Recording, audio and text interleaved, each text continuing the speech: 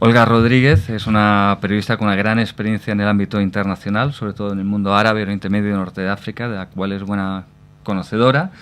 Y con ese motivo ha publicado el libro Yo muero hoy, las revueltas en el mundo árabe, del cual ha venido a hablar hoy en Periodistas. ¿Qué tal? Muchas gracias por venir. Gracias a vosotros, un placer. Bueno, Olga, una pregunta que siempre se plantea. ¿Por qué no se hallaban antes las revueltas en el mundo árabe? ¿Por qué justo ahora y no, por ejemplo, coincidiendo con la caída del muro o en otro momento? Bueno, yo creo que esa es la pregunta del millón, porque si supiéramos realmente por qué fenómenos populares de estas características ocurren en un momento y no en otro, habríamos hallado la cuadratura del círculo de la sociología en el mundo, ¿no? Pero evidentemente hay unos porqués, dicho esto. Hay una situación económica que había llegado a situaciones dramáticas en algunos casos, en algunos países. En los últimos años, en Egipto, el 40% de la población vivía con menos de $2 diarios y al mismo tiempo se habían producido una serie de recortes en los servicios públicos, en la sanidad y en la educación que afectó a buena parte de la población en el sentido de que, por ejemplo, la hepatitis C, que es un auténtico drama en Egipto porque es uno de los países del mundo con más casos de virus contraídos al año, pues el tratamiento más básico para tratar la hepatitis C ya no lo cubría la sanidad pública. En los últimos años hubo una serie de medidas de recortes muy destinadas a reducir el déficit, pero que conllevaron otra serie e implicaron otra serie de medidas, siguiendo además un poco las pautas de organismos financieros internacionales como el Fondo Monetario Internacional o el Banco Mundial. Esta situación económica que varía según el país, pero que desde luego ha afectado a todos estos países de esta región, hizo que mucha gente comenzara a pasar hambre y que no tuviera ya nada que perder. Y de hecho hemos podido presenciar, los que hemos estado en estos países, que quienes estaban en primera línea aguantando los ataques de las fuerzas de seguridad que trataban de desalojar manifestaciones pacíficas, quienes estaban en esa primera línea eran normalmente chavales pertenecientes a clases muy humildes que te decían: yo aquí estoy luchando por mi trozo de pan, ¿no? Entonces esta situación yo creo que fue la gota que colmó el vaso en un contexto político, por supuesto, de represión, de dictaduras terribles en muchísimos casos, apoyadas en buena parte de los casos por Occidente, lo que llamamos Occidente, y en otros casos, como el caso de Siria, por Rusia, ¿no? La dictadura de Bashar al-Assad apoyada por Rusia. Y todo eso mezclado además con unos altísimos índices de corrupción que es un mal endémico de la zona. Exacto. En Egipto mucha gente dice que ya se han deshecho de Mubarak, pero ahora tienen que deshacerse de los mini Mubarak porque la corrupción había acampado a sus anchas en todas las instituciones, en las universidades, en el sector público, en las empresas. Es decir, era el modus operandi en el día a día de todo tipo de transacciones y de toma de decisiones, hasta el punto de que, por ejemplo, con el Egipto de Hosni Mubarak entregaba tierras estatales a sus amigotes, por decirlo así, ¿no? Bueno, pongo un ejemplo, pero hay miles en el libro, en Yo muero hoy, los cuento que ponen los pelos de punta, porque realmente la impunidad ante este tipo de corrupción campaba a sus anchas. Sí, le quería plantear, ¿usted cree que se han fundado los temores de algunos, el alarmismo de algunos con una supuesta sustitución de las actuales dictaduras o dictaduras que están cayendo por dictaduras de corte teocrático islamista? ¿Usted ve esto fundado? A ver, en un principio, desde luego hay que tener en cuenta que las revueltas árabes en ningún momento han contemplado en ningún momento este tipo de demandas y de hecho más bien todo lo contrario. O sea, las demandas de la ciudadanía que ha salido a la calle lo que pedían era democracia, libertad, al-hurriya en árabe, ¿no? Dignidad, al-karama, que es una palabra muy bonita en árabe, pan y justicia social. Estas han sido las demandas. Y en las revueltas han participado árabes cristianos, árabes laicos, musulmanes que piden un Estado laico, etc. Otra cosa es en esta segunda fase de las revueltas cómo determinados actores regionales están intentando reencauzar las revueltas o incluso diría yo que secuestrarlas en un intento por aumentar su órbita de influencia en la región. Y estoy hablando en concreto de determinados países del del Golfo. Y aquí yo creo que nosotros deberíamos entonar un mea culpa, porque en muchos casos nuestros gobiernos occidentales son grandes aliados de Arabia Saudí, esa monarquía absolutista que de algún modo ampara tesis wahabistas que son absolutamente medievales y que no corresponden a la mayor parte de las interpretaciones del Islam, ni muchísimo menos, ¿no? Y Arabia Saudí está intentando, junto con Qatar y otros países, pues extender sus tentáculos y su órbita de influencia en la región. Y esto, a la larga podría suponer pues un auge de organizaciones islámicas, pero en estos momentos hay que tener en cuenta que el partido Al-Nahda en Túnez, que está gobernando en estos momentos, o los hermanos musulmanes en Egipto, que han conseguido la mayoría parlamentaria, yo las denominaría organizaciones islámicas moderadas, conservadoras en lo político, liberales en lo económico y que en ningún momento no contemplan tesis fundamentalistas. Pero, dicho esto, la Revolución Francesa nos condujo posteriormente a Napoleón, y la Revolución iraní, que en un principio incluía incluso tesis socialistas, pues derivó, una vez que el ayatolá Jomenei llega a Teherán, de la mano, además, apoyado ese viaje desde París a Teherán por Francia y por Estados Unidos, pues aquello derivó en una revolución islamista. Todo es posible, pero desde luego las demandas de la ciudadanía no pasan por ahí. Sí. Hay una cosa que me llamó la atención de su libro.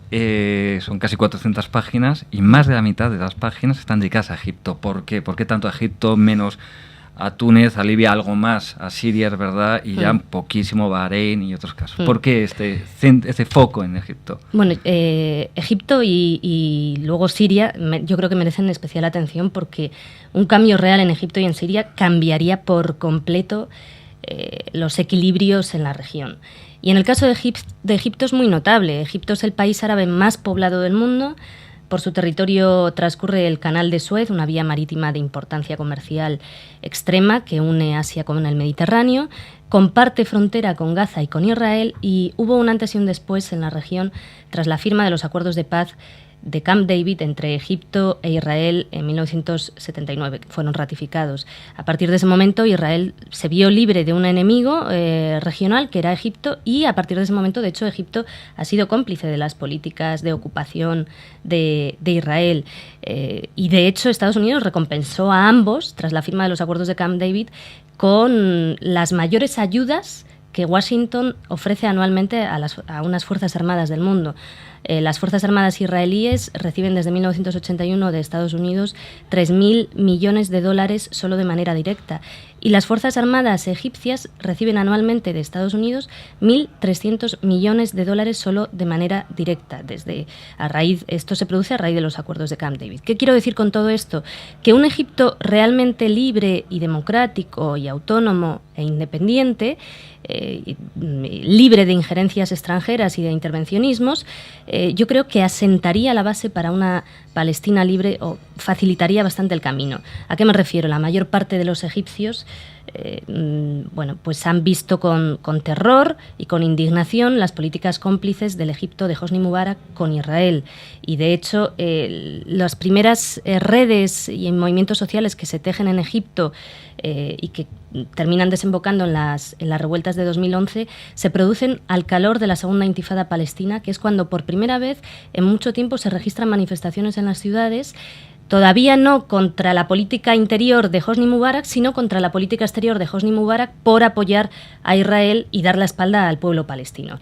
Entonces, todo esto sitúa a Egipto en una situación muy importante y lo coloca como pieza clave en la región. Siria, por supuesto, sabemos perfectamente también las razones. Un cambio de régimen en Siria, pues también podría ser incluso un problema, dependiendo de cómo derive para Israel. Y en Israel existe preocupación porque a veces más vale lo malo conocido que lo bueno por conocer. La terrible dictadura siria de Bashar al-Assad, sangrienta, como hemos podido comprobar estos meses, es, podríamos decir, lo malo conocido de Israel, que cada vez contempla con mayor temor, y leyendo artículos en diarios israelíes es muy fácil testarlo, con mayor temor, digo, la posibilidad de una Siria en el futuro dominada por personas que puedan establecer algún tipo de problemas, por ejemplo, en la frontera que comparte Siria con Israel, en los altos del Golán.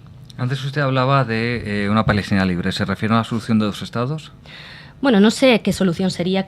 Evidentemente una Palestina que no estuviera absolutamente atada, controlada militarmente y asfixiada y maniatada como están ahora los territorios palestinos. Evidentemente, si las demandas de los palestinos obtuvieran el respaldo de Egipto, es probable que se buscara realmente la paz, que desde mi punto de vista ahora pues está en un punto muerto y creo que Israel defiende el mantenimiento de un statu quo que desde luego perjudica muchísimo a los palestinos. Hay decenas de resoluciones de Naciones Unidas que condenan la ocupación de Israel de los territorios palestinos, y se podría buscar una solución de dos estados siempre y cuando Israel realmente se retirara de los territorios palestinos ocupados. En estos momentos hay que tener en cuenta que hay más de 500.000 de colonos ocupando los territorios palestinos, con lo cual pues lamentablemente la solución de los dos estados cada día que transcurre es más difícil. Otra opción que barajan a algunas personas que incluso en Israel, israelíes que la defienden, puede ser un estado binacional en el que Israel se dignara a conceder la ciudadanía israelí y a ofrecer los mismos derechos que a cualquier judío de Israel a todos los palestinos de los territorios ocupados. Pero claro, eso ya terminaría con el carácter sionista del Estado israelí, que es un Estado judío en estos momentos, ¿no? Entonces sería modificar por completo el carácter del Estado israelí, que yo creo que la solución podría pasar por eso. Pero bueno, aquí cada uno tiene su tesis y evidentemente tanto lo uno como lo otro es muy complicado mientras no haya voluntad. Entonces, para que haya voluntad, lamentablemente, está visto que se necesita presionar a Israel para que de una vez esa voluntad esté encima de la mesa y encima de los acuerdos, de los posibles acuerdos que se puedan firmar, ya sea una solución a través de dos estados o un estado binacional o cualquier otro tipo de solución. Quería volver al tema de las relaciones de los dictadores árabes con Occidente. Usted habla de casos concretos, habla, por ejemplo, de Gaddafi, la primera visita que hace a Aznar, la relación con Sarkozy, Berlusconi, en fin, habla toda una serie de gobernantes, además de todos los partidos. Pero una cosa que me llama la atención, y usted es una gran conocedora del mundo árabe y no cree usted que tenga interés en defender a ningún partido en concreto, en ningún momento recuerda que tanto los partidos, tanto de Mubarak como de Ben Ali, eran miembros respetables y respetados, o respetables según ellos, de la Internacional Socialista. Sí, bueno, eso es algo absolutamente lamentable. Bueno, no menciono eso, pero menciono otras muchas cosas. Por supuesto, mencionó cómo algunos miembros de diferentes partidos de ideologías muy diferentes en Europa, pues mantenían acuerdos y todo tipo de transacciones y vendían armas a estos países árabes. La venta de armas a estos países árabes, por ejemplo, se ha hecho con aquí en España, pues con gobiernos del PP y con gobiernos del PSOE. Indudablemente no vamos a negar, esto es común. Incluso hay partidos del gobierno marroquí que están en la Internacional Demócrata de Centro. O sea, que esto no es algo que son... Pero me llamó la atención un poco por ser los partidos gobernantes que tienen una relación fluida con partidos gobernantes o de la oposición de grandes partes de países importantes. No, la Realpolitik, vamos a ver, tanto en Europa como en Estados Unidos y, por supuesto, en Rusia, China, todos... el primer mundo, por llamarlo así, y las grandes potencias se mueven, sobre todo a nivel internacional, por la Realpolitik, y esto... lo que significa es que los intereses de las poblaciones quedan en segundo plano o en tercer plano, lamentablemente. Los beneficios económicos, los intereses geoestratégicos marcan la política internacional y, pues se venden armas a dictaduras árabes o africanas y se tejen alianzas con dictaduras absolutamente impresentables, como es cualquier tipo de dictadura. Hay que tener en cuenta que Hosni Mubarak era uno de los grandes aliados de Washington en la región, junto con Israel y con Arabia Saudí, ¿no? Y la Unión Europea pues tejió todo tipo de acuerdos con algunas de estas dictaduras, con acuerdos comerciales, por ejemplo, con la dictadura tunecina, y en los últimos años los acuerdos con la dictadura de Gaddafi pues habían aumentado considerablemente. Ahora que habla de Gaddafi, usted me da impresión de que no considera revolucionarios a los que se oponen, a los opositores laicos a Gaddafi. Llega a decir algo así, no sé exactamente, pero sí, o sea, me da esa impresión. ¿Acaso no hay revolución sino socialista? ¿Perdón? Me da la impresión de que no considera revolucionarios. O sea, en un momento dado tiene una frase que no como que revolucionarios, sobre todo a los partidos, digamos, laicos que participaron dentro de la revuelta. No, todo lo contrario. No. Vamos, además está clarísimo en ese capítulo. En Libia ha habido una rebelión y que en un principio, además, con un carácter absolutamente civil, que esto se ha olvidado, lamentablemente, debido y a causa de la posterior operación militar, primero impulsada por Reino Unido, Francia y Estados Unidos, y posteriormente ya pasó a manos de la OTAN, pero hay que recordar que en la ciudad de Bengasi la gente se levanta pacíficamente, protagoniza manifestaciones con una valentía absolutamente admirable y con unas demandas de democracia, de libertad, de justicia social, de igualdad, de fin de la corrupción y de fin de la impunidad. Y esto queda absolutamente claro en este capítulo. Vamos, pero queda clarísimo. Es más, si quiere podemos leerlo. No, sí, me refiero sobre todo al final, cuando habla ya del Comité Nacional. Que se refiere usted al gobierno.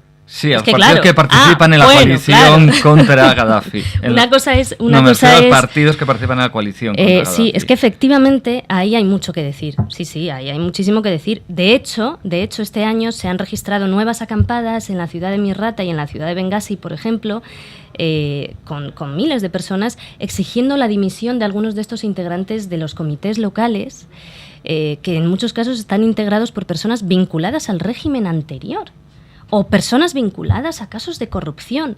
Perdone que no lo haya entendido. Pero claro, esto es gravísimo porque estamos viendo, y también hay personas que están llegando de fuera que llevaban 3 décadas fuera de Libia y que claro, la ciudadanía lo contempla pues de una manera un tanto con cierta reticencia, ¿no? Porque inspira ciertas sospechas personas que llevaban tanto tiempo fuera, desligadas de la lucha diaria que mucha gente en la clandestinidad ha estado protagonizando contra el régimen de Gaddafi, jugándose la vida y por supuesto arriesgándose como mínimo a penas de cárcel, ¿no? En este sentido, también el gobierno provisional está integrado por algunas personas que en su día coquetearon con tesis islamistas o que incluso participaron en lo que algunos grupos en Estados Unidos llamarían la Guerra Santa en Afganistán y que fueron a luchar a Afganistán o a Irak y que por aquel entonces para determinados sectores estadounidenses podían ser terroristas o enemigos y que ahora, pues son los aliados de Occidente en ese país, ¿no? Las paradojas que tiene la realpolitik, volvemos a lo mismo, ¿no? Y por otro lado, hay personas que muy vinculadas al régimen hasta el punto de que hasta casi el último día fueron ministros con Gaddafi y que se cambiaron de chaqueta rápidamente dándose cuenta de que eso no se iba a sostener y que ahora están jugando un papel más o menos importante en la nueva situación política libia. ¿Significa esto que están absolutamente deslegitimadas las revueltas libias? No. A pie de calle, en el terreno, la gente tiene demandas absolutamente legítimas y vuelvo a decir lo que decíamos antes hablando del futuro de las revueltas. ¿Cómo terminan estas revueltas y en qué desemboque? Pues no lo sabemos aún, pero ¿deslegitima eso las revueltas? No, porque ha sido un fenómeno que yo creo que hay que contemplar con absoluta simpatía, porque yo creo que es muy positivo ver cómo el mundo árabe se ha movilizado exigiendo derechos básicos de cualquier ciudadano del mundo, ¿no? Y ahora quería terminar con una doble pregunta relativa a la intervención de la OTAN en Libia. Usted es muy crítica por cómo se desarrolla, habla de informes de Human Rights Watch, muy críticos, indudablemente, porque hay cosas que son muy criticables. Entonces mi pregunta, la primera sería, ¿debería la comunidad internacional, la OTAN, haberse abstenido de intervenir? ¿Debería haber intervenido de otro modo? ¿Cuál de las dos vías? Y vinculado a esto, ¿por qué si se hizo en Libia, no en Siria? Bueno, en primer lugar, hay que tener en cuenta que la operación de la OTAN en Libia, que en un primer momento no fue impulsada por la OTAN, no fue iniciada por la OTAN, pasa a manos de la OTAN posteriormente sin que haya una resolución específica que así lo contemple, que eso ya de por sí fue un poco extraño. Esta misión era con un objetivo claro, amparado en esta doctrina que ahora se ha puesto tanto de moda, que es la R2P, que es la doctrina que se llama responsabilidad de proteger. Entonces, con el argumento de que había que proteger a una población que corría riesgo de ser atacada por las fuerzas de seguridad de Gaddafi en una ciudad en concreto, se inicia esta operación. Una vez que esa ciudad es liberada, la operación no termina. La operación continúa a lo largo de los meses. La OTAN toma claramente partido por un bando determinado, que eso podría ser contrario incluso a la Carta de Naciones Unidas, en el sentido de que sería violar la soberanía de un pueblo y tomar partido por un bando determinado, ¿no? Sin que haya una resolución, además, que así lo contemplara. La resolución contemplaba que la misión era liberar a esa ciudad y proteger a esa gente. Una vez liberada la ciudad, como digo, continúa la operación a lo largo de los meses y la operación no termina hasta que no matan a Gaddafi. Que además, desde mi punto de vista, eso fue un asesinato extrajudicial y como muy bien dijeron todo tipo de organizaciones defensoras de derechos humanos, Gaddafi tendría que haber sido sentado en un banquillo y no asesinado públicamente, ¿no? Por muy malo que fuera como era. Entonces, hay una serie de cuestiones en la propia evolución de la operación que ya de por sí, van más allá de los límites de la resolución de Naciones Unidas. Por otro lado, yo tengo muchas dudas ante, podríamos decir, las bombas humanitarias. ¿Por qué? Porque pueden servir, y no me cabe duda de que probablemente había mucha gente que podía creer en la buena voluntad de esta operación, pero a la larga hemos visto a lo largo de la historia cómo este tipo de operaciones militares lo que conllevan es la entrada de más armamento en un país, la prolongación de una guerra, y en estos momentos estamos viendo cómo en Libia entraron muchas armas y además posteriormente países como Qatar reconocieron públicamente que habían introducido armas al llamado bando rebelde.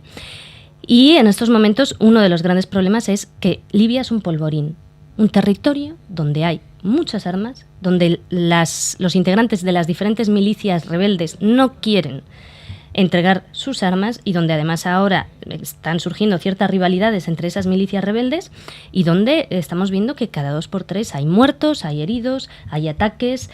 Es un país que lamentablemente se ha militarizado. Entonces yo creo que siempre hay que agotar todo tipo de posibilidades por la vía diplomática y en ese sentido hubo organizaciones de prestigio internacional como el International Crisis Group que denunciaron que no se habían agotado todas esas posibilidades por la vía diplomática, porque a la larga, si no, estos países se pueden convertir en un polvorín. En el caso de Siria, sabemos que Rusia bloqueó todo tipo de resolución y que la excusa además que esgrimió es que en Libia apoyamos la intervención en Libia y resulta que posteriormente fuisteis más allá de los objetivos específicos de esa resolución, con lo cual no nos fiamos. Evidentemente, Siria es un escenario donde hay muchos pulsos entre grandes potencias, que se juegan muchos intereses, y en ese sentido, bueno, pues yo creo que también hay que tener en cuenta las demandas de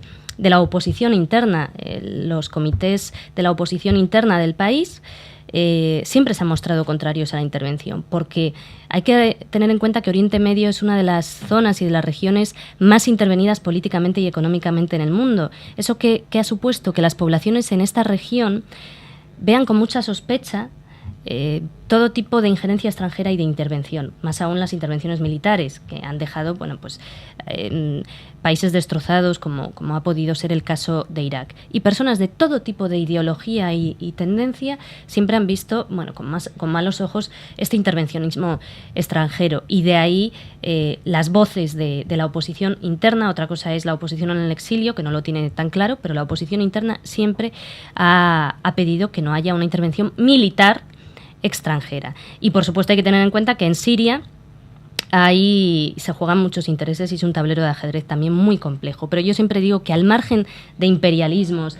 al margen de estos pulsos de poder entre potencias extranjeras, hay que tener en cuenta los intereses de la población y que Siria sea un tablero de ajedrez donde se juegan esos pulsos no tiene por qué deslegitimar las demandas del pueblo sirio, que está pidiendo en muchos casos pues libertad, justicia, el fin de la represión, el fin de la violencia por parte de las fuerzas de seguridad. Y esto hay que tenerlo en cuenta, porque bueno, hay veces que hay ciertas minorías en Europa que parece que todavía están con las ideas de la Guerra Fría y que como Bashar al-Assad tenía un discurso verborreico antiimperialista con respecto a Estados Unidos,